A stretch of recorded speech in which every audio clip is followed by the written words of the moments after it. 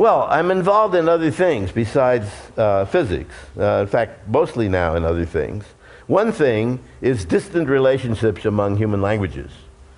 And the professional historical linguists in the US and in Western Europe mostly try to stay away from any long-distance relationships.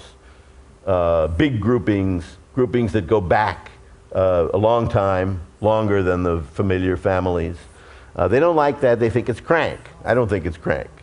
And there's some brilliant linguists, mostly Russians, who are working on that at the Santa Fe Institute and in Moscow. And I would love to see where that leads. Does it really lead to a single ancestor some 20, 25,000 years ago?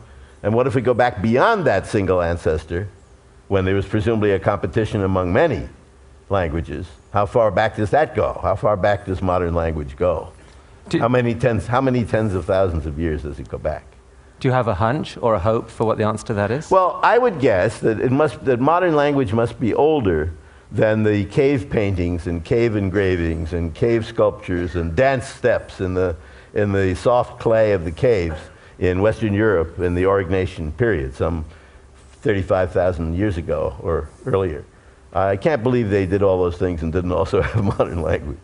So I would guess that the actual origin goes back at least that far and maybe further. But that doesn't mean that all or many or most of today's attested languages couldn't descend perhaps from one that's much younger than that, like say 20,000 years or something of that kind. It's what we call a bottleneck. Well, Philip Anderson may have been right. You may just know more about everything than anyone. So it's been an honor. Thank you, Murray Gowan. Thank you.